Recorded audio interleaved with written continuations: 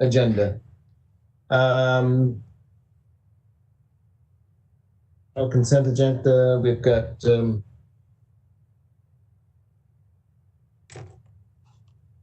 first in open session is St. John Energy. We've got a presentation from the folks at St. John Energy. We've got, I believe, four gentlemen with us today. Ray Robinson, the president and CEO. Ryan Mitchell is the vice president of the organization. Jeff Garnett, the manager of regulatory and commercial affairs, and Tom Brown is a manager of finance. Gentlemen, are you with us? Yes, we are, Chair. All right, can I give it to you and you can start the presentation for us, please? Very well, thank you, Chair and Finance Committee. We certainly appreciate the opportunity to present the details related to the Birch Hill Wind Project to you this afternoon. We're looking to receive the Finance Committee's endorsement of the Birch Hill Wind Project, as has already been provided unanimously by St. John Energy's Board of Commissioners. This project is truly a demonstration of the exciting and transformational changes that are underway and the value that can be derived to the benefit of St. John Energy and its customers, the city and its residents, and the province as a whole. As the chair has indicated, we have a number of representatives from St. John Energy here today to help with the presentation and answer any questions you have. So in the interest of time, I'll start by speaking more generally about St. John Energy and our exciting path forward before asking Ryan to walk through the project specifics. So our rates, as you know, are the lowest in Atlantic Canada, and that means about a $10 million savings a year for our customers compared to elsewhere in the province. Certainly, again, our outage frequency and duration are amongst the lowest in the nation. In fact, we have about a third of the frequency or number of customer interruptions compared to the Canadian average, and annual outage duration of about 4 to 5 times less than the national average. And our customer satisfaction, we're very fortunate to have one of the highest across the country as well. The Net Promoter Score, which is a sort of universal score, and it's a gauge of customers' willingness to recommend companies, products, services to others. At St. John Energy, we have a plus 25. And just comparators, that compares to a minus 8 for utilities in Atlantic Canada, and a score of minus 25 for utilities across the country. The next slide. And again, as I said, we have a very bold yet very achievable aspiration for the years ahead. We're pursuing a strategy of growth to ensure our customers in the city of St. John continue to reap the benefits of our low rates, high reliability, high customer satisfaction, as well as our commitment to innovation. And our strategy will grow the prosperity for jobs for St. John. It's going to propel innovation here and beyond. It will sustain St. John Energy of the future, and being a significant economic engine for the city, the region, and the province, contributing up to $1.4 billion of provincial GDP over the next 10 years. On the next slide, we're deeply committed to sustainability, which is a triple bottom line of economic, environmental, and social responsibility. We're proud to be the first utility in Eastern Canada to receive the Sustainable Electricity Company designation from the Canadian Electricity Association. And the Canadian Electricity Association awards the designation in recognition of commitment to responsible environmental, social, and economic practices, and to the principles of sustainable development. And so this Birch Hill Wind Project is what I would call the poster child of our triple bottom line commitment to sustainability. It's going to deliver upon all three sustainability pillars in a very significant way. And right now, I will turn it over to Ryan Mitchell to provide an overview of the project. All right, thank you, Ray. Good afternoon, Chairman Merrithew and members of the Finance Committee. To start the project update, I will speak first to the favorable economics associated with wind energy, given our current and expected future market realities. From the graphic, you can clearly get a sense as to our financial motivation for this project. To summarize, today St. John Energy pays approximately $100 per megawatt hour, including energy and demand as a wholesale customer. Although we cannot disclose the exact price St. John Energy has contracted the wind energy for, Natural Forces has provided permission to share this slide, which shows the energy rate well below $50 and locked in, so fixed for 25 years. Based on recent wind and system data, we have been able to forecast in excess of $4 million a year in savings to the bottom line. And we will come back to the financials again in just a moment. In terms of a geographical review, the Birch Hill project will be located in the Spruce Lake Industrial Park. The green dots that you see illustrate where Natural Forces is targeting placement of the wind turbines, and the orange box is where St. John Energy will extend its distribution infrastructure to and place a substation in order to bring the wind energy onto our system. I will also make a brief mention, as I understand it, Natural Forces is hosting its third community meeting on September the 3rd, and that is open to the general public where they can attend to learn more directly from Natural Forces with respect to the project. I'll just speak briefly as it relates to the relationship between St. John Energy and Natural Forces and reaffirm who is doing what. But basically, there has been no change here since the beginning of the project. St. John Energy's role in this project will be to build, own, and operate the distribution system. The wind farm will be built, owned, and operated by Natural Forces. Respective investments will be approximately $15 million for St. John Energy and approximately $60 million for Natural Forces. St. John Energy will buy the energy and Natural Forces will supply the energy. So again, that has always been the plan, and this is completely enabled in legislation and does fit within our existing distributed generation policy. So coming back to the financial benefits, as I had previously mentioned, it is expected that there will be over $4 million a year in benefit to St. John Energy's bottom line once the wind farm comes online.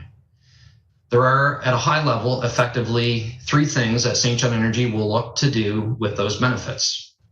We will look to protect low rates for customers. As Ray has already mentioned, and as most folks are aware, St. John Energy offers rates that are 10% lower than the rest of the province for residential and approximately 5% less for commercial. We want to continue to offer low rates well into the future, which our customers have told us is critically important to them. We will also look at reinvesting a portion of the benefits to ensure that we continue to provide industry-leading reliable service to our customers as we have in the past. We are also willing to contribute to a dividend that would flow to the city, our owner, if enabled in legislation by the provincial government. Basically, it is not clear as to whether or not we would be permitted to do that today. So as you can see, the financial benefits from this project have the ability to benefit both our customers as well as our owner. Apart from the benefits to the bottom line, there are also significant amount of regional economic benefits associated with the investment in this project. $32 million of project expenses will stay in this province. That would include over $11 million of taxes and land royalties paid to the municipal and provincial governments.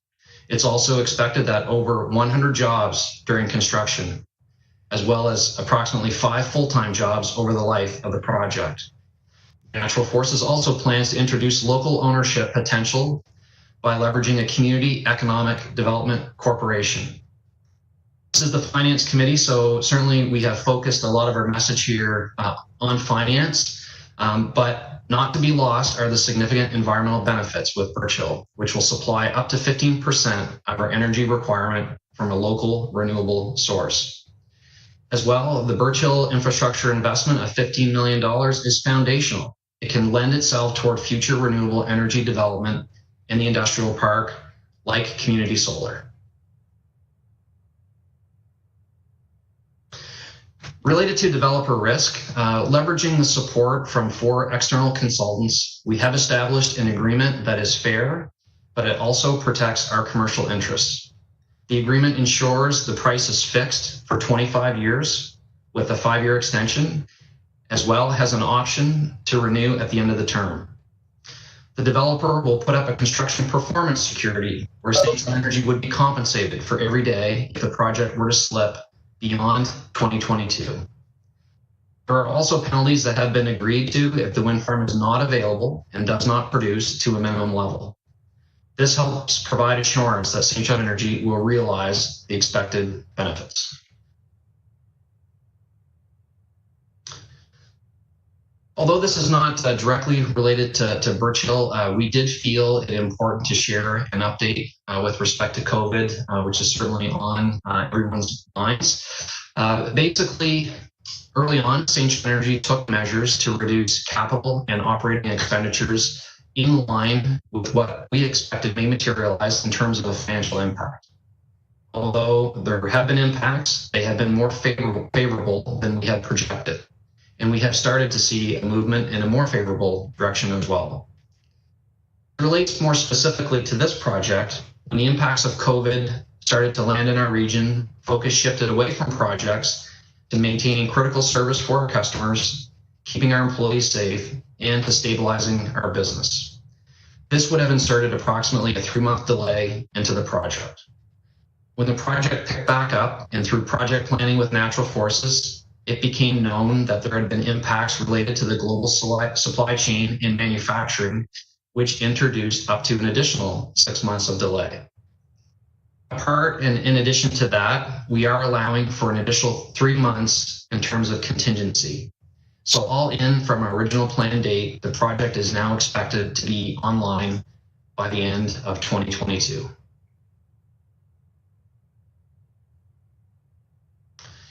As it relates to the history or the timeline of the project, we primarily wanted to convey that this project has been a long time in the making. I won't go into detail here, but simply point out to the fact that wind data collection started 17 years ago, involving the University of New Brunswick. Then more recently, with the advancements in wind technology and the significant improvements in wind cost structure, St. John initiated what has been a significant amount of studies over the last 3 years leading up to today. This project has been referenced within the community energy plan, and which includes the greenhouse gas reduction targets that would result from Birch Hill. I'm also pleased to convey that this project is unanimously supported by St. John Energy's Board of Commissioners.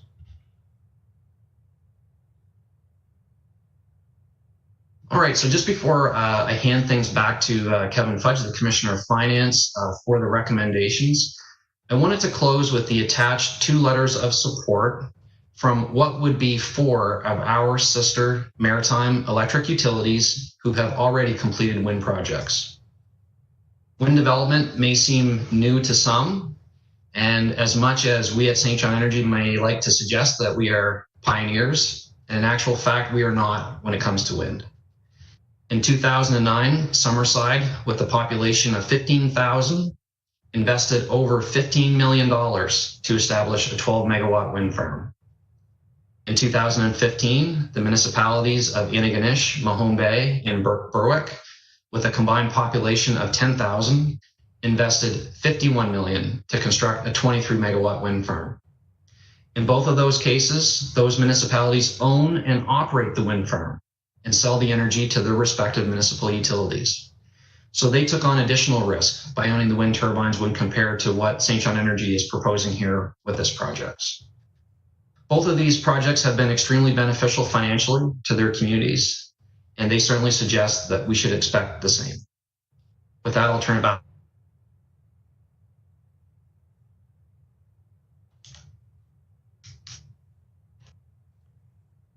All right, Commissioner Fudge, are you there? Yes, thank you, Chairman Merrithew, members of the committee. Just from the city's lens, I just wanted to add a couple comments and then jump into the recommendation. So I have spent some time with St. John Energy reviewing their business case. I've reviewed their projections. I've reviewed their financial model. I've reviewed their financial statements. I can verify that the business case is a positive business case for St. John Energy. I also can verify the projections in their model with respect to the assumptions they're making in their model. Seemed reasonable with respect to dividend projections and bottom line projections. So with that, as you're aware, St. John Energy is requesting that the city support the financing of this project through the issue of a 10-year debenture. That application will be brought forward to council in September. The recommendation to approve.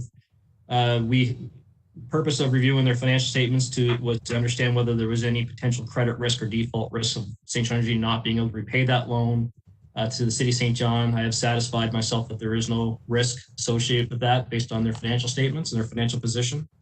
So with that, I would recommend that these 5 recommendations be approved by the Finance Committee. First, the Finance Committee endorsed the Birch Hill Wind Project. 2, the Finance Committee recommend that Common Council approve the debenture application respecting St. John Energy's projects. 3, the Finance Committee recommend Common Council direct staff to enter into a debt repayment agreement with St. John Energy to repay the city for any principal and interest payments on the debenture associated with St. John Energy projects, in addition to an administration fee. 4, the Finance Committee recommend Common Council direct staff of the City of St. John and St. John Energy to bring forth a dividend agreement that reflects the flow of dividends from this project and with respect to the growth agenda. And 5th, the Finance Committee recommend Common Council direct the City Manager to request the province of New Brunswick to make any necessary legislative changes to allow the City of St. John to obtain a dividend from St. John Energy. Thank you, Commissioner Fudge. Thank you very much. I'm going to ask someone to move this first. This is exciting. This is exciting, and thank you, Kevin. I appreciate your financial eyes on this. I sincerely do. I'm going to ask this to someone to move this first, and then we can have some question and discussion on it. Mr. Chair, I'd be happy to move it. I guess I would like to see point number 5, that Common Council request the province of New Brunswick to make the necessary legislative changes, and that certainly our city manager communicate and follow up. I just don't quite understand the wording. I think the request should come directly from Common Council by motion of council. Perhaps Kevin could speak to that a little bit. I just find number 5, recommend Common Council direct the city manager to request. I think Common Council should make the request directly through motion. That's an appropriate amendment to make.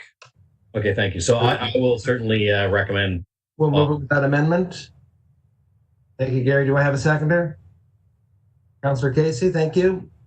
All right, so any questions, discussion on this? Questions for St. John Energy staff? Ryan, can you please stop sharing your screen so the chair can see everybody?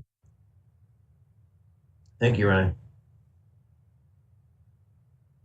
All right, I'll ask for questions again. Don, I saw your hand just a second ago. Thank you. Councillor Reardon. Thank you, Mr. Chairman.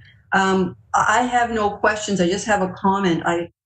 In the kit, there is so much, I feel, due diligence on both sides between the city and St. John Energy. There's a lot of homework here.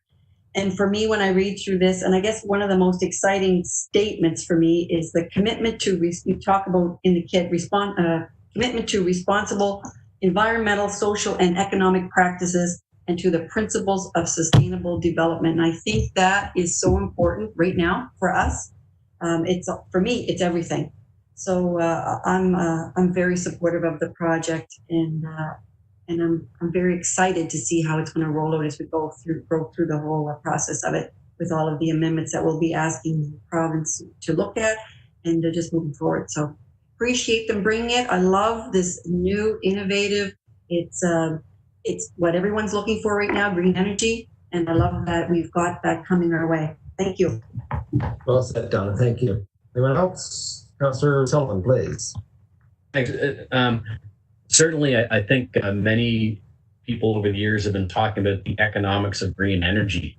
And this is a great demonstration of the fact that, you can make money. In this case, we can save money and help the environment at the same time. It's not one or the other, it's both. And the other thing that really excites me, the number of people who ask me about wind turbines that are sitting on Long Wharf, and I have to explain, well, they're going to other parts of the province. This doesn't just provide the work locally in construction. It's good for the port. I can't wait to see wind turbines on Long Wharf that are staying in St. John. This is all good. So thank you to the leadership of St. John Energy for moving this forward. Thank you, Councillor Sullivan. Anyone else? Mayor Darling? Thank you, Mr. Chair. sort of similar comments, I guess, to my colleagues, but I'll try to make them a bit different. First of all, I think it speaks to the capacity of the leadership team at St. John Energy, its board of directors, but also the capacity of our leadership team. I mean, these are projects that have been going on for a long, long time, whether it's the Birch Hill Wind Energy Project, the leadership that St. John Energy has shown around sustainable energy, the first Tesla megapack in the globe, its plans for its growth agenda, how it serves its customers, how it is reliable, and how admired the organization is, but also I think there's lots of success stories coming out of the finance committee around some of the great work that the organization, be it St. John Energy or the city, is doing. So just to sort of recognize that piece, I was appreciative that Ray and Ryan and their team showed they haven't arrived, at this project in a week or a month. This has been a project that has been a long time, in planning. There's been a lot of due diligence done. I thank the team for the risk mitigation. And I'll end with, and maybe it's a question to Commissioner Fudge, but, we have really focused on reducing our debt, paying down our debt, being disciplined. We have our new financial policies. And, I think for me, it's been answered here tonight from this presentation. But the difference, I was thinking to myself earlier today, bad debt versus good debt. And I think, Commissioner Fudge, what I heard was you've reviewed, the T's have been crossed, the I's have been dotted, the business case is very strong, and this borrowing on behalf of St. John Energy is going to be paid back in a very short period of time. And as a commissioner of finance, you feel satisfied in your due diligence. Is that a fair statement on my behalf, Commissioner? Yeah, that's a very fair statement. Okay, well, perfect. Thank you. It was more a statement on my part, perhaps, Mr. Chair, but I think it's a pretty exciting time, and right here in St. John, one of the great success stories of many that we have in our community is St. John Energy and the great work that they've been doing. So, thank you. All right. With that, I don't see any more questions and concerns. I'll just echo what committee said already, but it's exciting. It's exciting. You're buying power at a discount to what we're buying it now. You're going to buy it for 25 years without it increasing. A 10-year debenture pays for this thing. It's got benefits, jobs in our city, reinvestment of the business, possible dividend to us, low rates for our citizen, green energy. It ticks all the boxes for me. This is exciting. Gentlemen, thank you so very much. With that, I'll call for the vote. Those in favor, please. And those opposed? Unanimous. Thanks so much. Ray, Ryan, Jeff, Tom, again, thank you. You're welcome to stay, but it's a nice evening, so we appreciate it. Thank you. Thank you. Mr. Chairman, do you need a motion on consent agenda? Yes, thank you, Don. I appreciate that. I did miss that, folks. Apologize. I'll make that motion. Do it. All right. Made and seconded by Councillor Reardon. All those in favor and opposed? Thank you kindly. Let's move down the list here. 1 second, please. All right. Climate change adaptation. Commissioner Fudge is going to take this, I think, to start off, please. Yes, thank you. I'll tee this one off. Thanks, Kevin. We're very pleased this evening to present to the Finance Committee the city's first climate change adaptation plan. So tonight we have in attendance at the committee your manager of asset management, energy management, Samir Yamin. He will start out the presentation by providing a brief background of the plan, a presentation by ACAP. But first, we welcome today Mr. Graham Stewart Robinson, who will present the plan with assistance from ACAP. And the reason for that is, and maybe I'll provide a little bit of Graham's resume. He's the former executive director of ACAP, and I say former, ACAP St. John. He brings his unique insight and passion to issues ranging from ecosystem restoration, poverty reduction, to transportation planning and climate change adaptation. As executive director, Graham oversaw the development of the climate change adaptation plan for the city of St. John. Graham, Mr. Stuart Robinson has recently moved on to a new position as the international coordinator for the WWF, People Protecting Landscapes and Seascape. As evidence of his dedication and leadership, he's here today to present the plan he had a large hand in creating. We also have with us today from ACAP, Bailey Brogan. Ms. Brogan joined ACAP St. John in 2018 as part of the climate change adaptation team. In her role as climate change coordinator, she has worked with the public and city staff to implement the green infrastructure projects and to develop the climate change adaptation plan for the city of St. John. And finally, Jean McDonald. Ms. McDonald grew up in Burlington, Ontario, and moved to St. John in May 2019 to complete her Master's of Climate Change. She's happy to have been part of the adaptation planning process and is hopeful that the actions will protect the city from the impacts of climate change in the future. So with that, I will hand things over to Mr. Ian. Thank you, Mr. Fudge. Thank you, Chairman and member of the committee.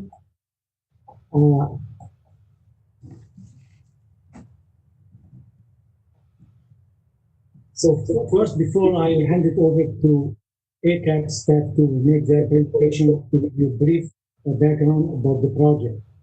The project started in 2018 as a result of request by the province, requested the city of St. John to complete their climate change adaptation plan by 2020 in order to continue to receive infrastructure fund. In response to this, city of St. John in cooperation with ACAP was able to receive some funding over the next 2 years to complete the project. The project started in 2018 with the aim to complete it in March 2020. We were able to complete it on time. However, due to COVID-19, we were not able to present it to the Finance Committee as well in the future to the Council. To make it simple here, the plan consists of 3 milestones. The first milestone is to identify what are the climate hazards and impact that as a result that impacts the city of St. John community as well as our infrastructure. The second milestone here is to conduct a detailed vulnerability assessment as a result of this climate change hazard for the community planning as well as our infrastructure. And the last milestone here is to develop action and strategy as well as an implementation plan to reduce the impact of this climate change as well as improve community resilience. First, it's important to note here that the ACAP has really done an excellent job and have provided a report which explains in clear understanding to the community as well to the member what is climate change to the St. John, to the city of St. John as the community as whole, and what are the impact. I do recommend, I already provide copy to the member, and I will continue to provide physical copy to the community, as well as our communication has already had a digital copy, will be on the website for the community to read.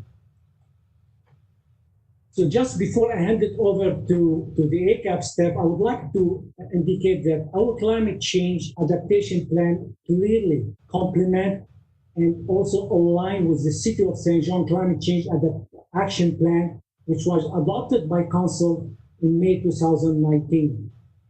Just want to give you a brief description of what does it mean, the Climate Change Action Plan here. It consists of 3 areas. The first area is when we talk about the adaptation. In this area, we're looking at develop and implement strategy and action in order to address a climate change adaptation or any climate hazard. And the second one, we're talking about mitigation, is where we are developing action item and project to help us reduce our greenhouse gases in the corporate level as well as on the community level. And St. John Energy already spoke about the wind farm, which is aligned with our mitigation strategy. And all these action on the mitigation are already in place, and many projects are in place to help us reduce greenhouse gases as well as reduce our overall energy cost. And lastly is our asset management program, which we need to ensure that we are developing strategy and practices to ensure that all this strategy and mitigation we develop is already invented in the way we manage, design, and plan our infrastructure to help us manage effectively our infrastructure. This is really is an integrated approach we're using in order to manage our community planning as well as to manage our infrastructure. So I would like to take this opportunity now to thank very much the ACAP staff effort really to complete this project and to meet the City of St. John expectation for this community climate change adaptation plan.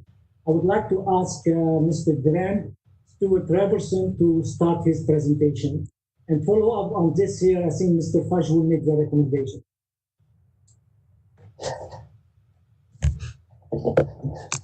Thank you very much, Samir.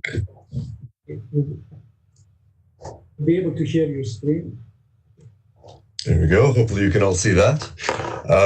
Thank you very much for having me here today. I'm very excited to present the adaptation plan to the Finance Committee this evening. Certainly been a long time coming, as I'm sure many of you can appreciate, and for many of you as well, this won't be the first time you've seen portions of this or even heard me talk about climate change, but I hope that this is just as interesting as anything, and I'm very happy to be back to talk about the work of ACAP St. John, which I know many of you are familiar with, but I did want to first, for those who are less familiar, explain a little bit about the values that make ACAP St. John a wonderful place and the ideal author and partner for this particular adaptation plan project. And that is really encapsulated by the fact that ACAP St. John has been a member of the St. John community, the greater St. John community, for well over a quarter century now. And in that time has become known for its ability to partner and work with the community, with all levels of government, with industry, with neighborhood associations, with everyone in the community. Because they envision a restorative community that embraces all of those aspects that make St. John the best place it can be, but also emphasizes that all of our challenges are really opportunities. And whether they are looked through the environmental lens that ACAP St. John views them through or through any other, we have unique environmental and social and economic characteristics here in the city that do provide those challenges, but provide so many great opportunities for us moving forward to create those adaptations, to build a resilient and sustainable and financially strong community into the future. So that brought us to Adaptation, which is our informal name for the City of St. John's Climate Change Adaptation Plan. And as Samir mentioned, this was something that started out of the ask from the province of New Brunswick to say, our municipalities in the province need a plan to adapt to climate change. This isn't about moving beyond mitigation, all of the wonderful work on energy efficiency and asset management and greenhouse gas emission reductions and the like that are part and parcel of not only the City of St. John's plan, which I was so excited to see adopted last year, but also that we have a unique set of challenges as a small region and as a small but mighty city that we, no matter what positive changes we make, still have to be prepared for those impacts of anthropogenic global climate change. And that's just what this plan does. So what are those impacts? Well, reviewing the research for not only our region, working with the province of New Brunswick, with Environment and Climate Change Canada, and with academic partners throughout Eastern Canada, we know that the following 7 or so impacts that you see listed in front of you are ones that not only look familiar for many of you as past challenges we've had in the city, but also ones that we're going to face an increased severity and frequency of moving forward. Obviously, things like freshet flooding in the spring or extended periods of hot days, which we've experienced some of this summer already. Inland flooding and storm surge, certainly coastal erosion is something many St. Johners know all too well. Sea level rise as well and increased average winter temperatures, which, just as we've seen in recent winters, result in increased freeze-thaw cycles, which can be very challenging for not only municipal operations, but for homeowners, for renters, for visitors of the city alike, to be productive and to function as efficiently as possible. And that's something that we want to provide opportunities for which we can improve. So what were the goals of the adaptation plan? Well, first, we wanted to look at gaps in our existing legislation and planning. So that's provincial legislation, that's municipal plans like Plan SJ or Move SJ or other bylaws which have been enacted over a great many years, and look at where the opportunities and strengths of those may exist, but also where there are some deficiencies and some room to make new policy recommendations. We also looked at assessing risks and vulnerabilities for infrastructure, residents, businesses, natural environments, coastal areas, and also vulnerable populations, something that I'll talk a bit about later. And to create and maintain resources such as our background report, which I'll discuss, and to educate and engage our community from the get-go, because we know that every project is not only as successful as its implementation, which is the key takeaway from this presentation, but also only as effective as the citizenship that supports it. And we want to make sure that St. Johners are educated about climate change, that they're not fearful of impacts which may never happen, but they're also aware and can build resiliency into their daily lives at the same time. Our methodology for this followed the well-known ICLEI method, which you don't have to really understand to know that it follows a very familiar 5-step initiation, research, planning, implementation, and review process, but is based on creating an adaptation plan. This is something that's been used by municipalities across the country and in the United States. It's been recommended by levels of government as well. So we know it's an accepted process. We didn't reinvent the wheel, but we decided that there were certain aspects of it that were of significance to St. John and its unique demographic and environmental constraints, but also that meant that it was replicable and that we had some degree of concrete steadfastness to our methodology. So it couldn't be debated, so that couldn't be torn apart, and that created a built-in review process so that we can know that we're progressing, so that we can review and track, just as the city's done such a great job with all of its assets and many of its staff and projects lately, so we can review and revise and revisit these things to continually look for efficiencies and improvements.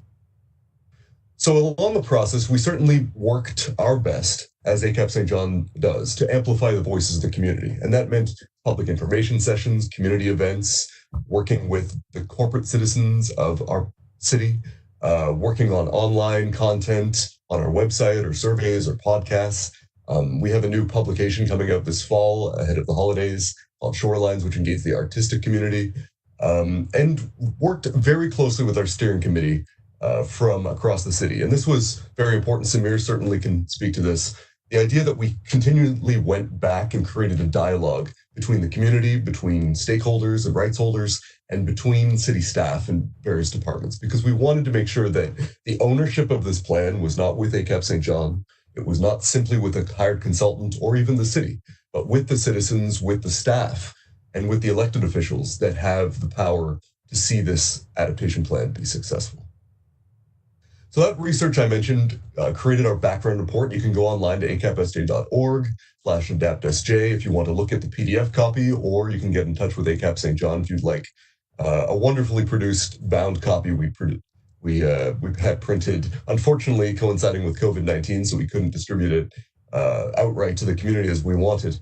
But a fantastic look at what climate change means overall, but also what it means for Southern New Brunswick and for St. John specifically. And this was something unique that we saw as being incredibly essential to help the implementation of this plan. So I encourage you all to look at it if you want to see what those flood risk models look like, if you want to see what extreme weather patterns might be, if you want to know that we'll go from 9 to 10 days over 25 degrees every summer to over 70 by the time my body's certainly laid to rest. And that's a significant change. And again, that's the kind of thing we want people to understand and to know could be a challenge for an aging population moving forward. So in those risk assessments, we also created a series of risk ratings. And here's some examples here of a few of them, and how sea level rise, which is broken down in a couple impacts, increased precipitation, and increased storm severity will impact the city. And these risks are much more in depth in the actual plan, but I wanted to show a little snapshot of that so that you can understand what I'll be showing you about how we react to these impacts, what our actions on the ground and through the city's actions internally can influence our ability to be resilient in the face of those risks. So you can see habitat loss, you can see freshet flooding, and you can see a great deal of coastal erosion as well. And that assessment meant that we created new mapping with the help of the University of New Brunswick and Dr. Paul Arp, as well as the City of St. John and the province of New Brunswick. And this is one snapshot of the city's east side. You can see Marsh Creek and the Westmoreland Trailer Park, as well as McAllister Place and Parkway Mall, for example, and some of the risk areas. And this was about new modeling of our flood risks, not just a single scenario, but a number of other scenarios at a very tight 1 to 2 meter resolution. So we can understand where culvert risks are, where assets for the community are at risk, and to look at what those vulnerabilities might be. And we know through that work that based on last year's property assessments, and this does not include municipal assets, that we have nearly $300 million of private property assessed values at risk of inland flooding alone. And that number skyrockets if we look at coastal risk areas, which are well over $1 billion of private property at risk. And many of these are industrial properties with hazardous materials or with increased risk for emergency responders. So again, it's critical for us to have mapped these areas, to talk with groups like EMO through our steering committee so that we had that knowledge base through and through, so that those responding could be those who contribute their thoughts on that, as well as groups like St. John Energy and the port, who have key assets within these areas as well.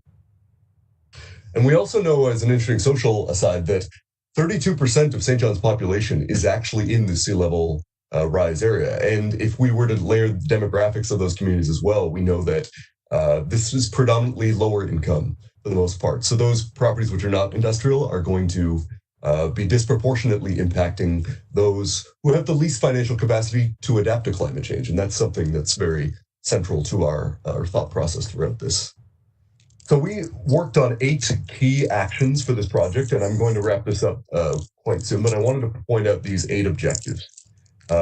That's about integrating climate change impacts into planning, to reduce shoreline erosion and promote national infrastructure, to protect our natural spaces, to provide public education on how to deal with climate change impacts in their own lives, on their own properties, to reduce the impact of climate change on human health, to support those vulnerable groups and to work with assets that can help that, increase resiliency to flooding and sea level rise, and to increase our resilience to extreme weather.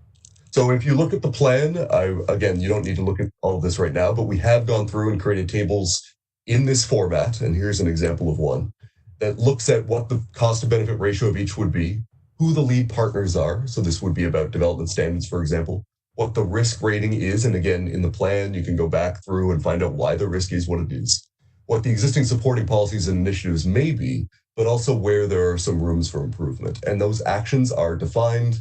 They are ones that we know we can move forward on, and ones that have a basis in literature and best practices across Canada and the United States. And you can see just a couple more examples here. I know we're short on time, so things about integrating climate impacts, public education, or raising roadway elevations, or raising other infrastructure like the seawall on the former Coast Guard site is a fantastic example of something which builds resiliency while also furthering the economic viability of development within our city. So you can see that this is about community growth, about financial stability by reducing costs and reducing long-term unexpected expenses, and creating healthy environments, not just for the natural environment, which ACAP St. John obviously cares so much about, but also about our human environments, about the areas which make St. John special, which help our community thrive, give them the mental and physical health that they need to feel invested in our community, both emotionally and financially. And as we rebuild our industries like tourism, post-COVID-19 moving forward, this is going to become so important for us in our community.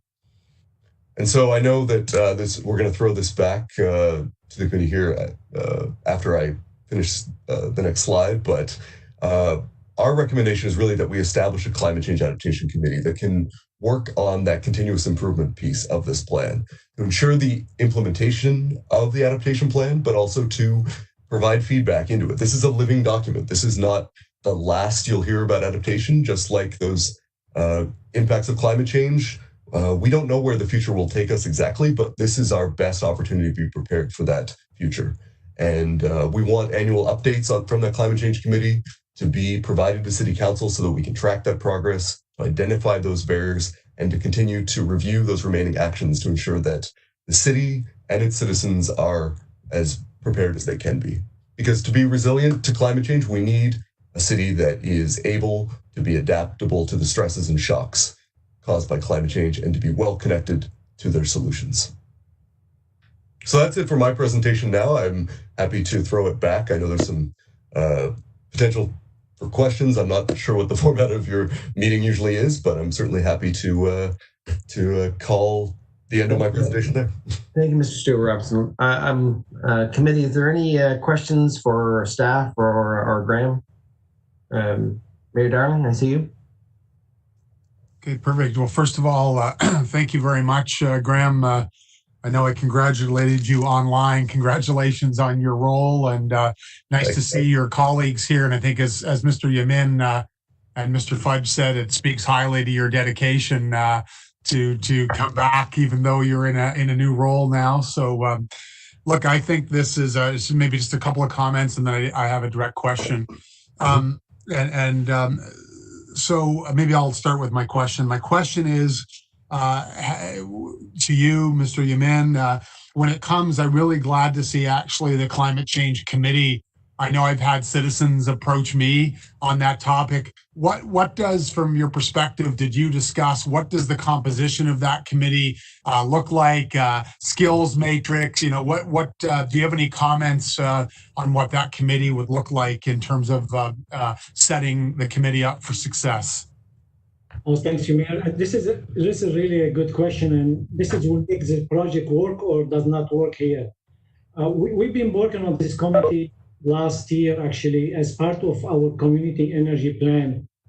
And we did, as part of this community energy plan, we have developed a government structure, an organization structure, how can we manage both, not only the climate change adaptation plan, but as well as our climate change mitigation plan also. So we already have the government structure in place here, and we were hoping at the time when we finish our community energy plan implementation to present it to council in April. However, due to COVID-19, we were not able. What I'm suggesting, what I recommended to do, Mayor, here is we would like to make another presentation maybe sometimes in September when we provide you with what is our vision for the organization strucure and to help us manage not only the adaptation plan but as well as the mitigation plan. So this, in order for it to be successful, like we have to have a plan consists from internal department as well from external stakeholder representing the community, from local utilities to property owners, to non-profit organization, and so on.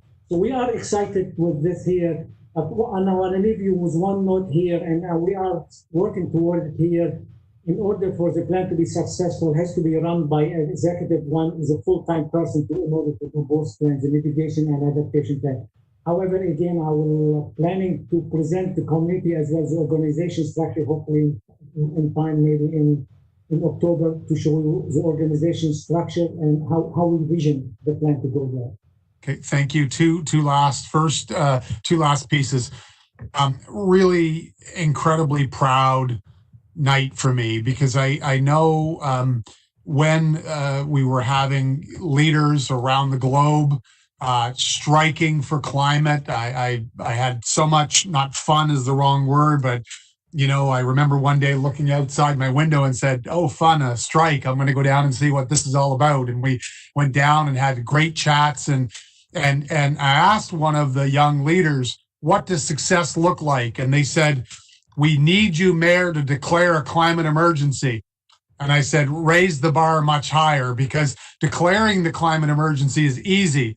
Putting the adaptation plans in place, rolling your sleeves up, putting a committee in place, sticking with it, changing how you behave. So I'm really excited and proud tonight and that's what I said at the time, to do that, but there's so much more work is underway.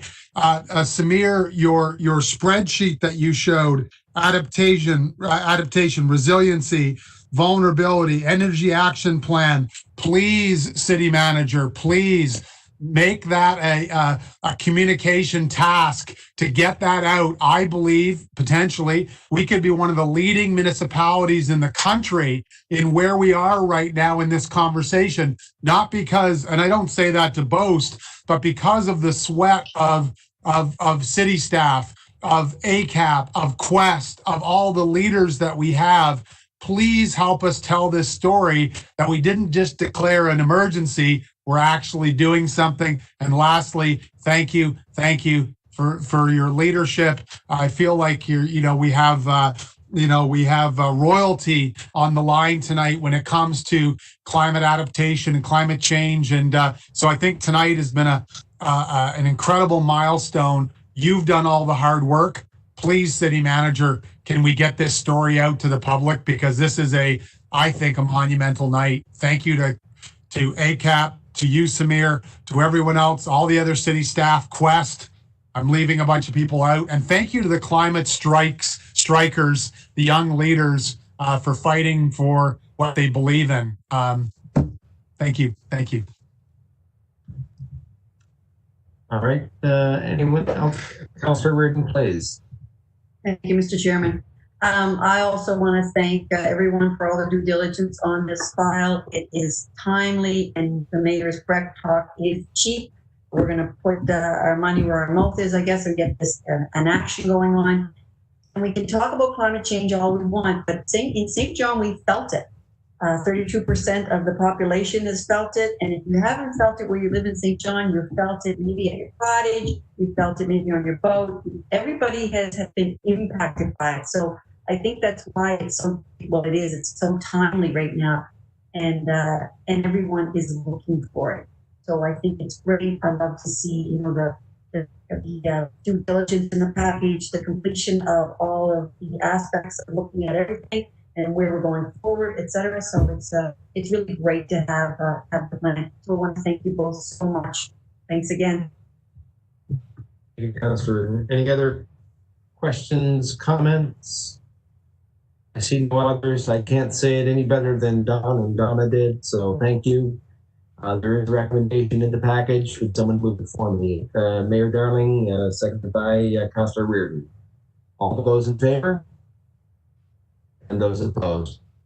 Thank you so much, folks. On your presentation. Next item.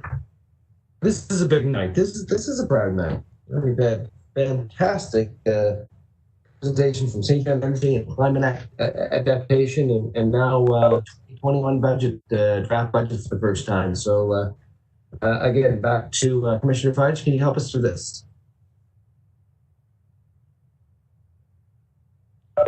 You're muted, I think, Devin. Could you help us through this? Oh, thank you. Slide deck first. Thank you, Kevin.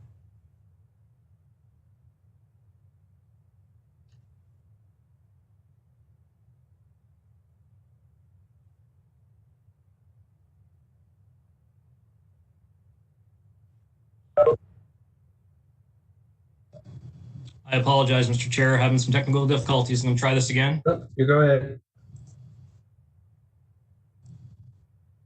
It's so early, it won't let you share. Yeah. Can everybody see my screen? Yes. Okay, thank you very much.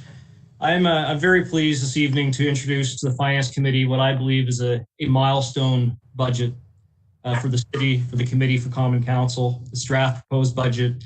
The 2021 proposed budget, operating budget, is a result of a multi-year effort by Common Council and staff to address a $10 million structural deficit that the city was facing prior to the year 2021. 2021 draft operating budget before you this evening, in my opinion, as your Chief Financial Officer, positions the City of St. John for future success. This budget is a reset of the organization to achieve the long-term goals set forth in Common Council's long-term financial plan. The budget is structurally balanced for the first time, and as long as we, as the city, continue to follow these financial policies put in place by the Finance Committee, and we achieve the conservative, what I believe are conservative growth objectives in our long-term financial plan, we can put austerity in the rearview mirror, and we can continue down the path of stability and prosperity. The budget not only sees the city significantly reduce its reliance on debt, but also it will support the city to aggressively work towards reducing and eliminating our debt. It is also a milestone budget in timing. The potential for an August operating budget approval by the City of St. John Common Council is historically early, and St. John would be the first city in New Brunswick to pass its operating budget in 2021, significantly earlier than the recently announced provincial requirements. And with respect to the tax rate in this particular budget, again, for the 12th consecutive year, the operating budget before you is stable at $1.785, or so the tax rate is stable at $1.785 and includes no short-term financial assistance from the province of New Brunswick. With respect to timelines, so it's before you this evening. On the 17th, we will bring this draft 2021 budget to the Common Council as a received and file, as we have done in prior years. And then we will bring it back on August 31st for final approval by Common Council. We believe that even though we've made some assumptions in this budget, we'll show you in a few slides from now, that the flexibility that we've garnered in this budget is enough such that we can mitigate any minor changes to tax-based growth and to any minor changes in unconditional grants. So if it's within a particular range, we don't expect to be back to Common Council beyond August 31st. And we will bring a very specific recommendation to Council to make sure we can accomplish that on August 31st. So for the context, again, the assumption in this model is a 1.5% tax-based growth. That's the assumption in the 2021 operating budget. It also assumes, and these are two pretty large assumptions, the unconditional grant will remain stable. As previously mentioned, this budget includes no short-term provincial financial assistance, and the structural deficit has been eliminated in this budget as directed by Common Council by virtue of $6 million in workforce adjustments and the other $4 million through sustainability initiatives. We also continue as part of our long-term financial plan to make investments in reserves to reduce the risk of unforeseen events. And we've included funding to the operating reserve with respect to uncertainty of potential COVID-19 pressures in 2021, and that's been incorporated into this budget. So again, we do feel we have some flexibility in this budget to absorb some risks that we didn't have in previous years. So Council's 2021 operating budget or proposed draft budget prescribes that the operating budget shall be, the policy prescribes that the budget shall be in accordance and aligned with the long-term financial plan. This budget meets all the targets that we've set forth for the year 2021 in the long-term financial plan as it relates to expenditure projection, reserve funding, wage escalation, funding towards debt infrastructure or debt reduction, and also funding for infrastructure deficit. And you'll see on this slide sort of the, I guess, righting some of our past wrongs with respect to reinstatement of pay-as-you-go in our operating budget to funding levels that existed in 2013. We've spoke about this in the past. We've reduced the amount of funding for road maintenance in our operating budget over the years. I'd like to stress that's not necessarily means we're investing more in roads. It just means when we reduce less in the operating budget, we're borrowing more for roads. It's not necessarily the total spend on roads.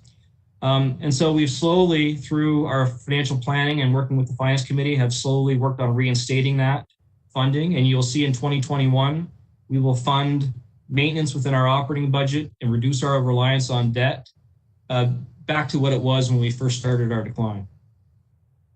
And this is important to keep our assets in good condition and allow us to potentially pursue other strategic opportunities to reduce our infrastructure deficits, such as road diets and other opportunities to reduce our long-term debt reliance and infrastructure deficit. This graph depicts the city's general operating budget since 2013. We've talked about that average annual increase every year between $2.5–3 million. You'll see the average over the time frame here is approximately $2.7 million per year. You'll see that it had compounded later as the years went on, but the average over the period is 2.7. And you will notice, obviously, that very deliberate and obvious reset in 2021 with almost a $9 million reduction in our operating budget from 2020. A high-level overview of the budget. You'll see property tax revenue in accordance with our assumption of 1.5%. You'll see our consistent unconditional grant assumption. You'll see some reduction in own source revenue on this slide, and it's really being conservative with respect to parking revenues and the likelihood that we will see some lingering impacts of COVID-19 in 2021. But the other major component of this particular line is the fact that the accommodation levy, which is a flow through for the city, it's a revenue for the city, but also a pass through on the expense. It's really difficult to estimate what that's going to be in 2020. We've estimated or assumed for purposes of this budget, $500,000.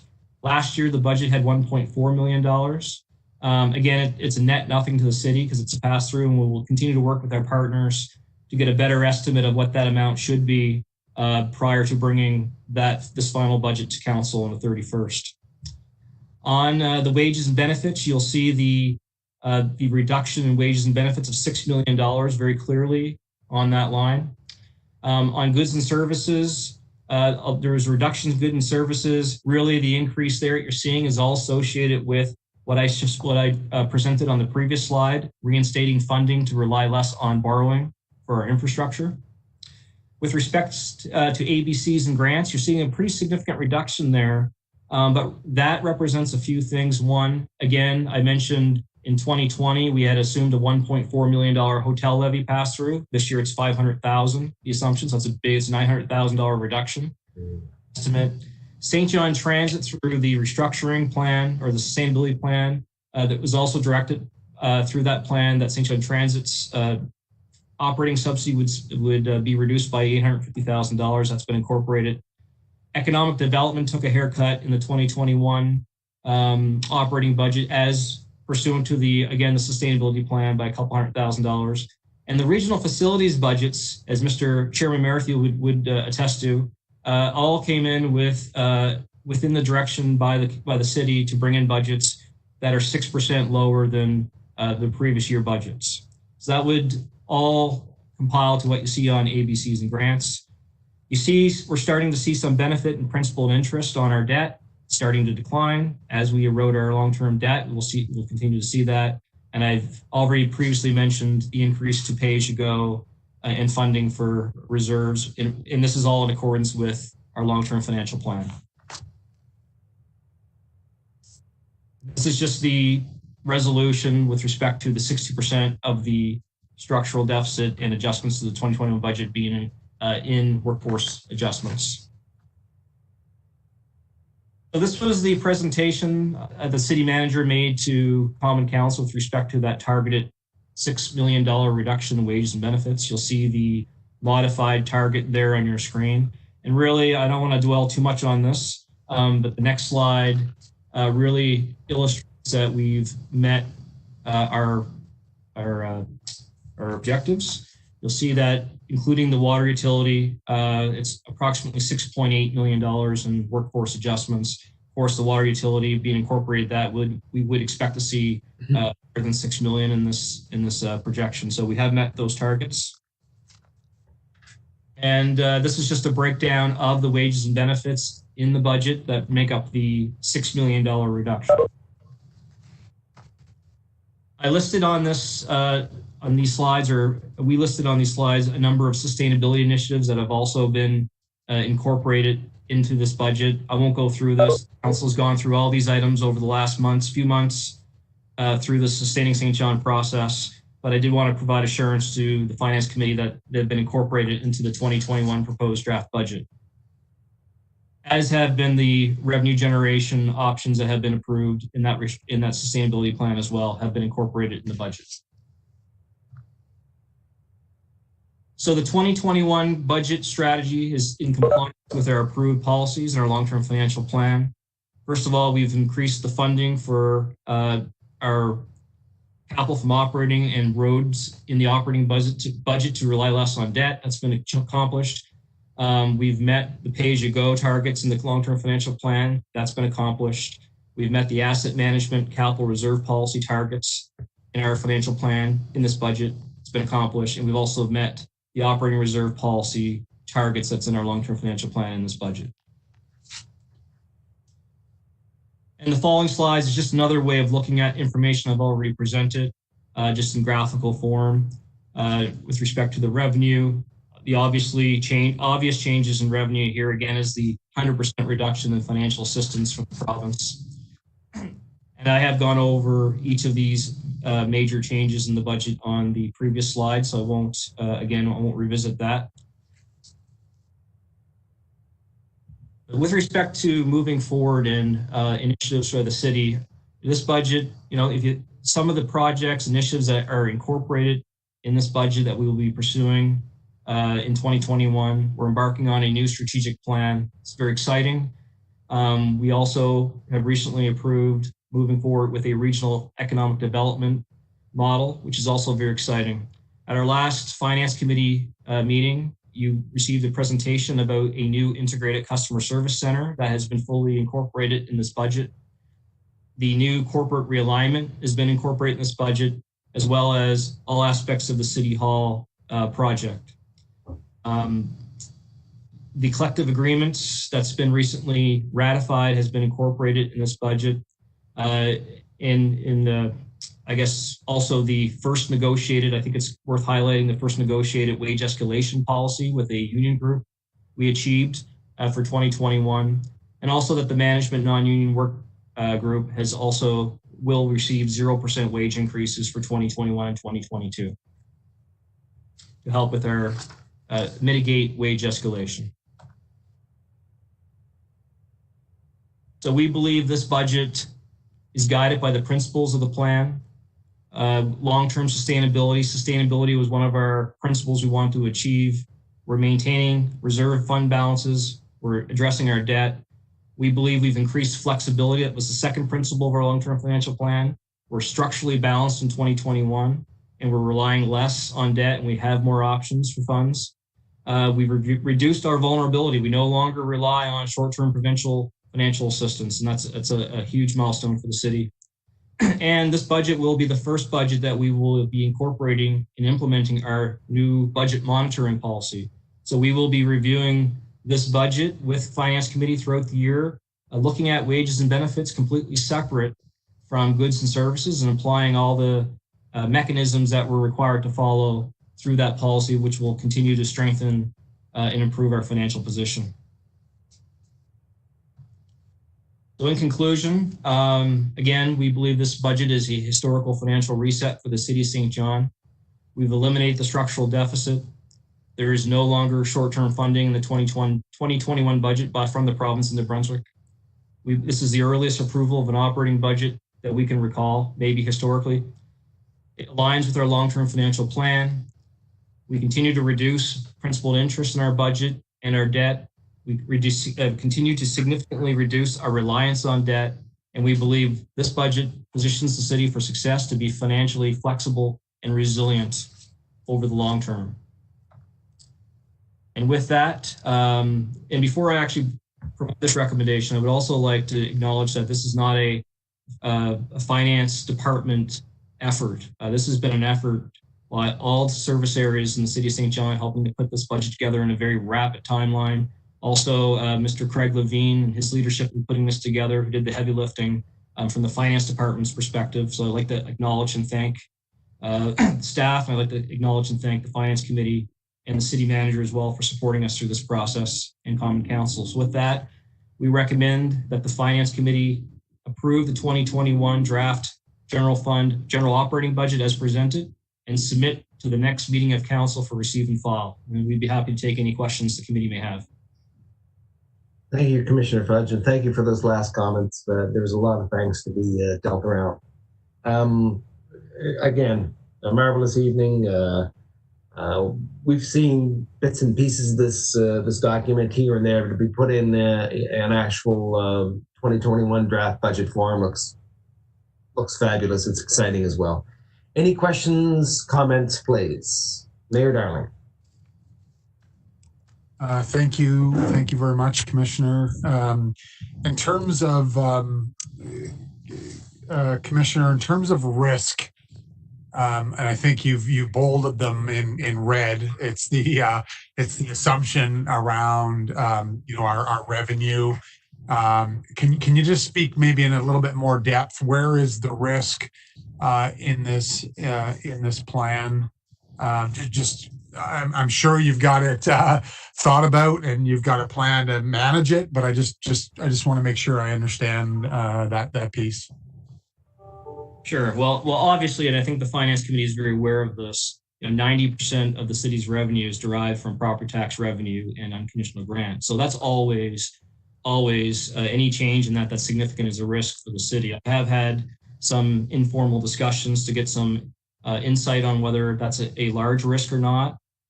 Information I have at this point is I don't see it as significant, but we'll see. We don't have that information back yet.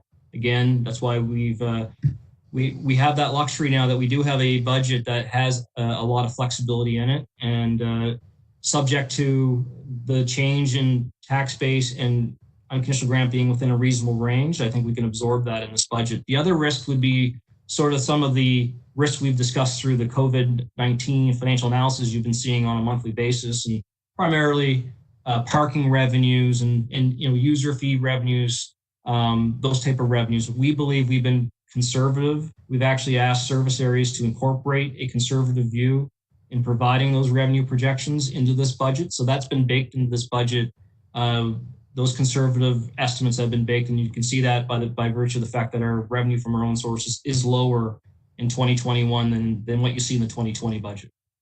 Okay, thank you. And yeah, I was just going to go to you, City Manager. You've got a comment, but perhaps within your comments, you could just address any concerns that you might have to obviously finish the year on target, so we don't have, although I guess our any deficit would carry forward a couple of years. But anyway, just over to you. Your Worship, fully agree with what the CFO said in terms of identifying the risks and the fact that we have created a budget whereby if there are minor reductions to tax revenue growth or to the unconditional grant, we should be able to absorb those. I do want to identify one additional risk, but it is a risk that is 100% within our control. And that additional risk is the continued implementation of the sustainability initiatives over the next 3 months. There are still some files that need to come back to council, not many, but some. And there's still a tremendous amount of work that needs to be done by staff to implement all of those sustainability initiatives that in total, between continuous improvement and others, accounts for $4 million of a swing in terms of our total budgetary expenses. Again, that risk is within our control, but it is a risk nonetheless if we do not deliver on those. As for COVID-19 and what that might do to the end of the year, obviously nobody has a crystal ball. Right now, we anticipate that our books will balance for the year. We'll have to wait and see over the coming months, and we are, of course, closely monitoring this. I would remind the Finance Committee that we do have a reserve. The reserve is our emergency events reserve, our operating reserve, if you will. We have not touched it to this point. We certainly do not wish to touch it unless we absolutely would have to. But that is an additional tool we have, or option that we have, as we move through the final months of the year. And should COVID re-emerge in a significant way that has a major impact and we do not have the time to recover, that is an option that would be available to Finance Committee for consideration and eventually for Council. Again, if we do not have to touch that reserve, we should not touch it. Agreed. Thank you. Any further? Any other questions, comments? All right, well, look, again, 12 years of sustainable tax rate, all the policies we put in place, wage escalation at the top of the heap for me, one of them. Operating budgets reduced by $10 million. Pay as you go, we're using capital from operating. We're not using the credit card, we're using the paycheck. Principal and interest and debt declining, and just ticks all the boxes again. It's marvelous. Thank you so much. There is a recommendation. Would someone move it for me? Thank you, Donna, so much. Do I have a seconder, please? Councilor Casey? Thank you. So with that, and a huge thank you to everyone. All those in favor? And those opposed? And of course, unanimous. Thank you so much again. Last item on the agenda, I guess it's back to you again, Kevin. St. John Transit, please. Yes, thank you, Mr. Chairman, members of the committee. Just go back in time a little bit to our July 23rd meeting, just to provide some context to this item.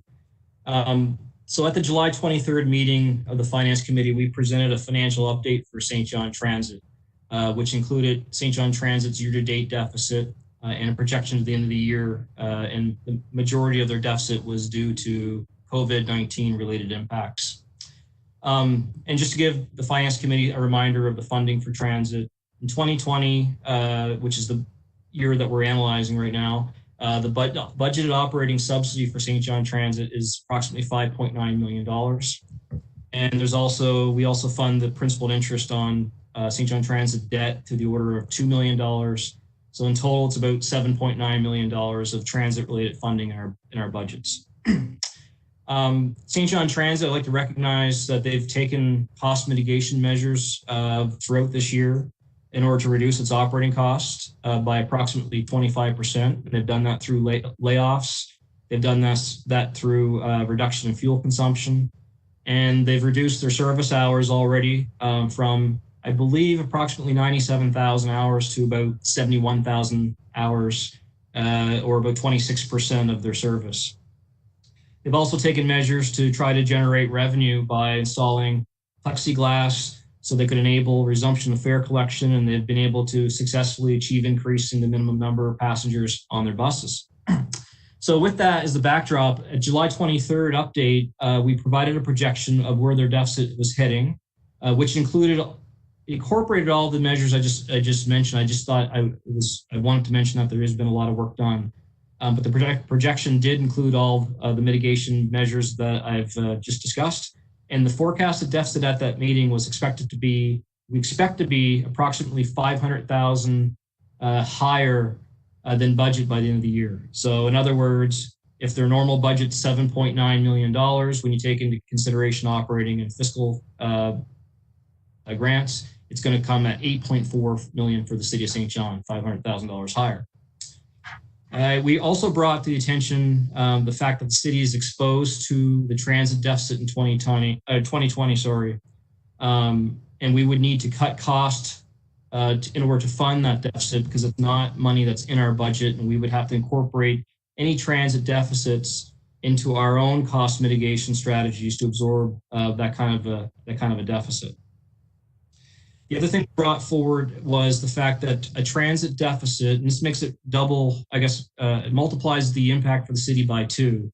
The transit deficit is not eligible for the short-term provincial funding. So the approved budget is eligible for short-term provincial funding, but anything over and above that is not.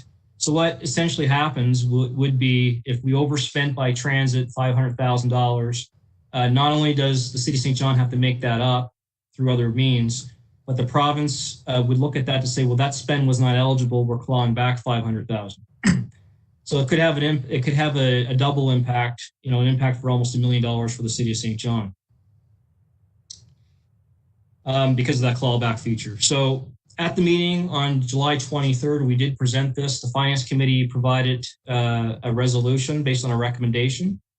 And the recommendation at that meeting was that the Transit Commission report back to the Finance Committee at its next meeting with a plan to reduce the additional deficit of approximately $505,000 by a minimum of 50%. So cut it in half and provide a description of the impacts of reducing that deficit.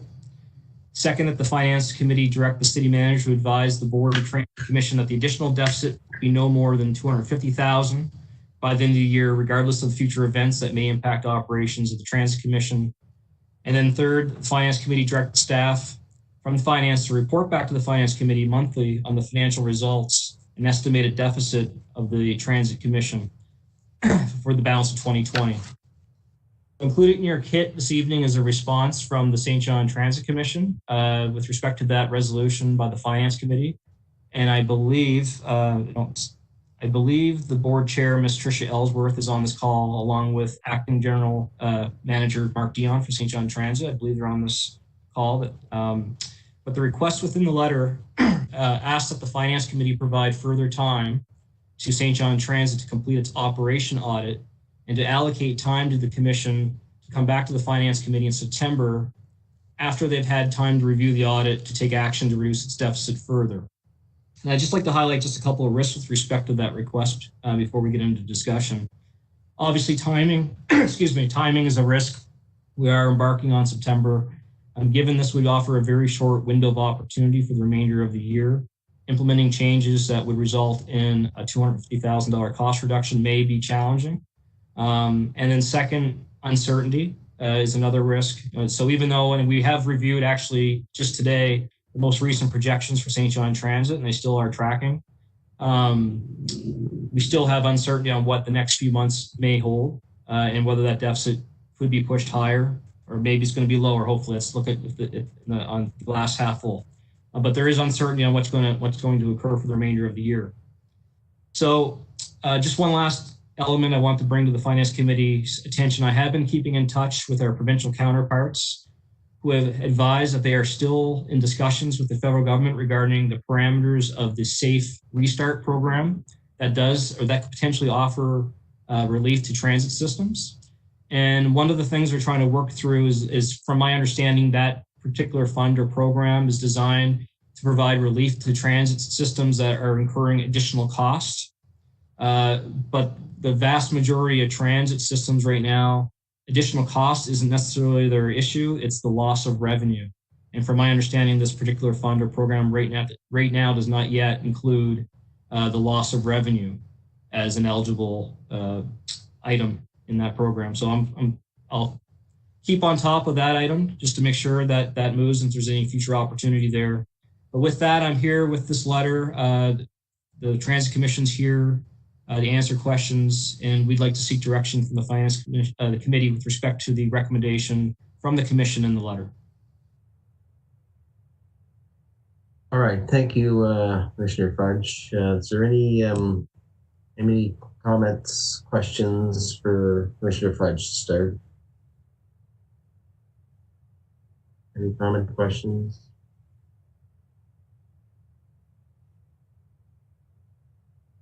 Councillor Reardon. You're on mute, Councillor.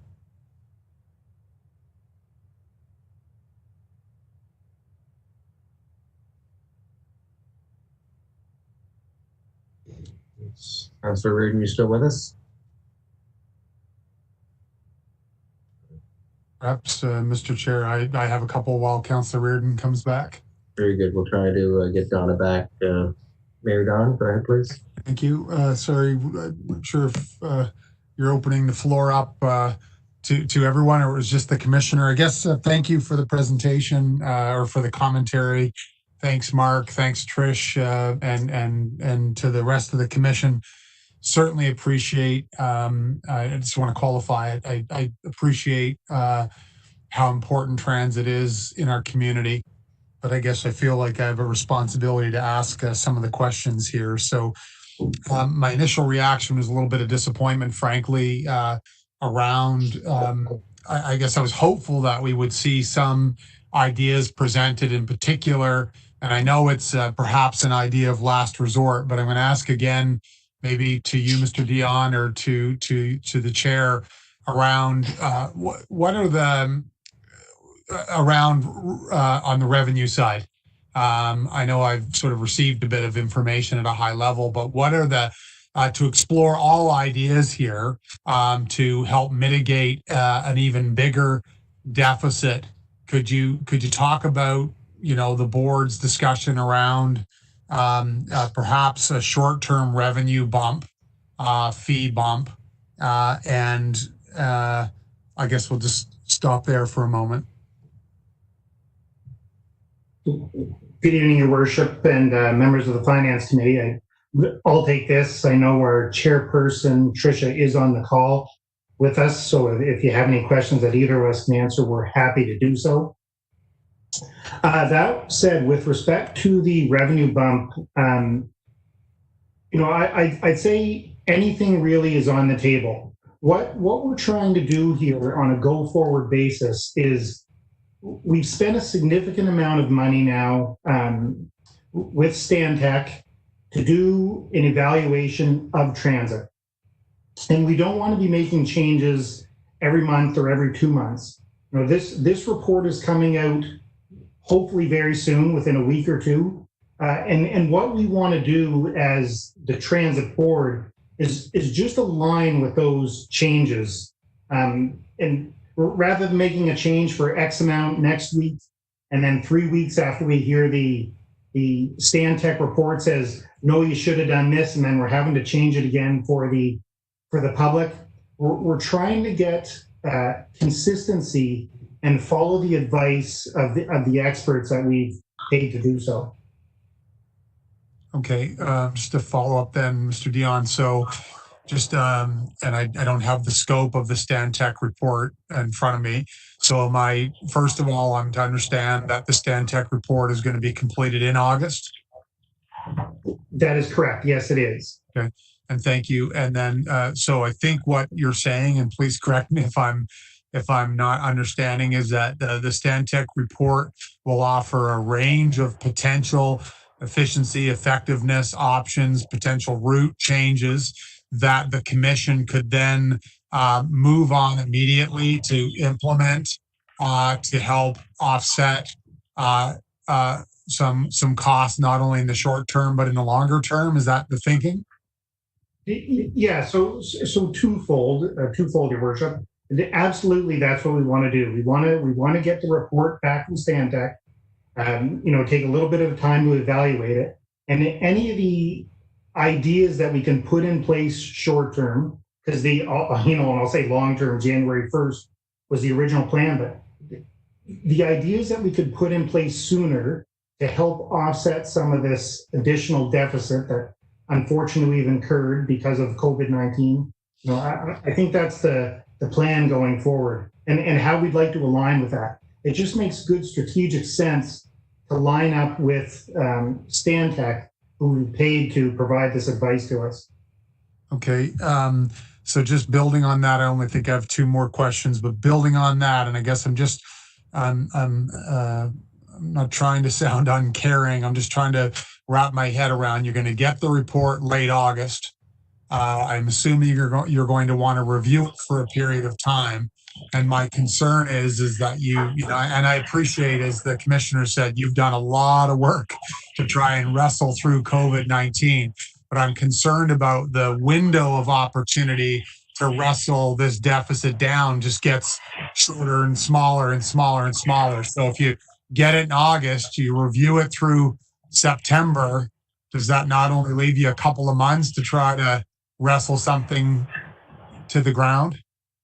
So Mark, I'd like to take this one if I could. So there is a broad group steering committee, Mr. Mayor, that has been working on the Stantec audit with Stantec, including representation throughout the city, so that we have this strategic plan in place.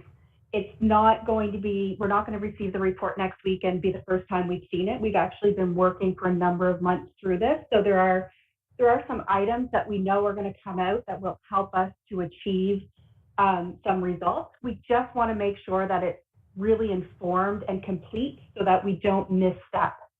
So that's really the intention. And I would anticipate that some of the items that are going to come out of the recommendation could start early in September. Some of them may take a little while longer to implement, like route changes, for example.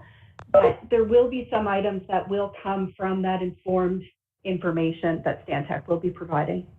Okay, thank you. And the last question for me is with regards operationally, and you're in the granular detail of it on a daily basis.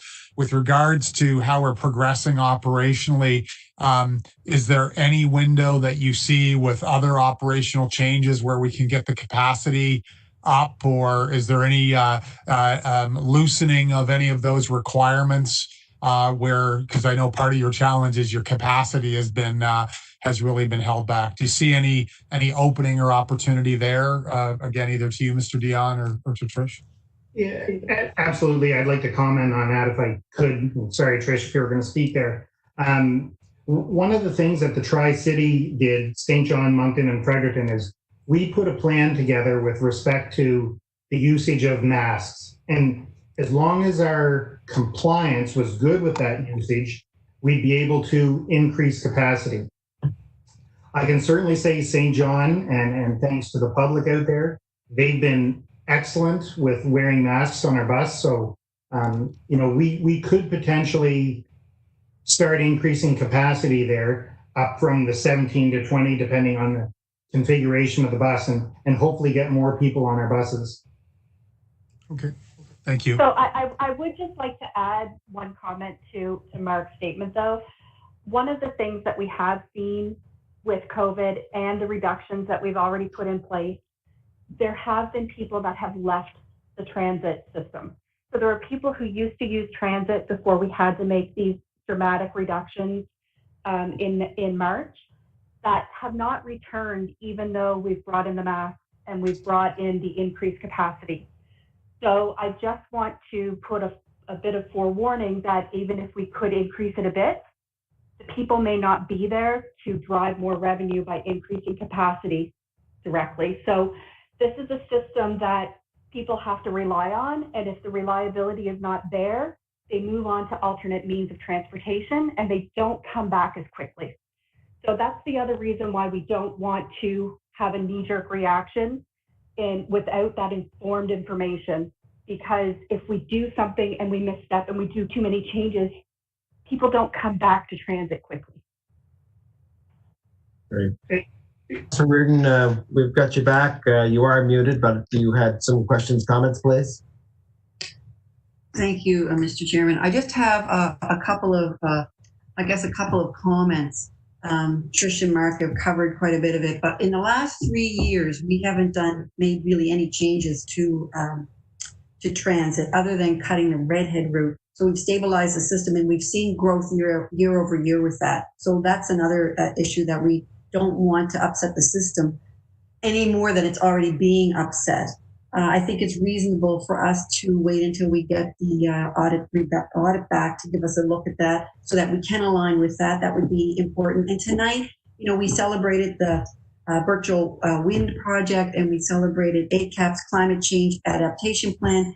And transit is a climate positive initiative as well. And I think we need to remember that. So we can't devastate the system right now, and it would be somewhat reckless, I feel, to go forward without the guidance of the audit. So I think it's reasonable. It's only another month, and I don't know what'll happen. Maybe the city will have to shut the system down for November and December. I don't know, to flatten out that deficit. But I would be curious at $500,000 of where we are, what percent of our budget that would be, and where we would rank with other cities and their transit systems. I think we're probably in a better position than most cities. I don't know. But I don't think it's unreasonable to wait that other month. So I would hope that this committee, and I would put forward that motion, what's in the request in the letter, to give us the time in September to see where this is all going, because it is. I don't see how you can say you support climate change and all the initiatives and then devastate transit. So that's the tricky part with this right now. And if we could devastate it, I mean, you've lost 30,000 service hours approximately. So that's huge. And you've reduced your operating budget by, I think, 25%. So, I mean, those are big numbers, but we still need to go forward with more of that. So if you give us that other month, we can hopefully make the right changes in the right direction and align with the report. Thank you. All right. I had Commissioner Fudge first, then the city manager, please. Yeah, I just want to add a couple other comments to add some context. Certainly, I appreciate the elements that's been spoken about from Councillor Reardon and also Salesworth and Mr. Dion with respect to changes to transit, how it affects the reliability of the service, how it could affect customers, and sort of the spiraling effect that could have on the business. I also recognize that we're dealing sort of with the same issue at the City of St. John. We're looking at short-term mitigation strategies, not fundamental shifts to our business, but short-term mitigation strategies to try to mitigate the impacts of COVID-19. with St. John Transit, this operational audit. I believe this audit is meant to be to allow them to restructure in order to provide a new business model. I do see restructuring to provide a new business model a little bit different than a short-term mitigation strategy to suppress COVID-19 financial impacts. But I would offer this, regardless of the merits of the argument, we are looking at a potential $1 million impact to the city of St. John if we don't somehow have a strategy to address the $500,000 deficit, additional spend for transit. So what I would offer as a potential backstop, as potentially a recommendation, is you'll recall a couple of years ago, as the legislation calls for the city to be obligated to fund deficits of St. John Transit, the legislation also provides an obligation of St. John Transit to return surpluses to the city of St. John. And a few years back, we did authorize a $250,000 reserve for St. John Transit. We allowed them to retain that reserve with respect to a surplus that they achieved it was a building reserve. I would not like to use that, but it is a potential backstop opportunity that would address $250,000 if we exhaust all other options in terms of the cost mitigation strategy. Because again, I would not feel comfortable proceeding without some sort of strategy to backstop a potential $1 million liability for the city. Okay, city manager, please, you first. You're muted, sir. Mr. Chair, just to piggyback on what our Commissioner of Finance just mentioned, and it's no secret, we have been discussing about the possibility of using that reserve to address part of the deficit moving forward. For now, for this evening, understanding that that is an option to us, perhaps if I could suggest, based on the conversation that has happened, that a motion that could be endorsed for this evening, and I quote, would be that Finance Committee support the request for the Transit Commission to present their deficit reduction measures at the September Finance Committee meeting, and that Finance Committee reaffirm to the Transit Commission that they must reduce their maximum deficit to $250,000. In other words, we'll give them the extra month to take a look at this, to do their homework, and to take a look at the options. But in September, the expectation of Finance Committee is that they will still find the options to reduce that overall deficit to $250,000. Yeah. Mayor Darling, please. No, I was going to move that. That's my same thinking. I'll move that. Hang on. In all fairness, Councillor Reardon did have something on the floor. I do like this motion, but Councillor Reardon, are you willing to amend what you put out earlier as per the city manager's recommendation, that we go 1 month, give the transit 1 month, but that at this point in time, we are still looking for the $250,000 back, and that, as I understand it, the backstop could be this reserve of $250,000. If the backstop can be the reserve, then yes, because the 250 with already down 30,000 hours, I just see us gutting the system to try to get there. So that's my concern. So if that would cover that, then I'm good with it. Again, I don't want to muddy these waters. I thought the city manager's attempt at a motion on the fly was, I'm always against these motion on the fly, was a decent one that gives them 30 days. Keep in mind that we're not backing off our request, but we're giving them 30 days. All right, so Commissioner Fudge, anything to add to that? No? Okay, so we do have a motion on the floor, please, as verbally written out by the city manager. Mr. Chair, can I, just for clarity, can I reread that again, just so everybody has an opportunity to absorb it before you? Very good. Yes, absolutely, John. Yes. So, that the Finance Committee support the request of the Transit Commission to present their deficit reduction measures at the September Finance Committee meeting, and that Finance Committee reaffirm that the Transit Commission must reduce their overall additional deficit to a maximum of $250,000. In that motion, we do not prescribe how to do it, and therefore all options, including that reserve, are available to the Transit Commission. Well done, City Manager. All right, motion's on the floor. Don, I've got you as the seconder. Is that okay? Thank you kindly. All those in favor? And opposed? Thank you so much, folks. All right, with that, that's the last item of the agenda. I do want to thank everyone again. It's been an exciting night. Thank you so much. We'll see you soon. Have a good evening. Thank you. Motion to adjourn. Thank you.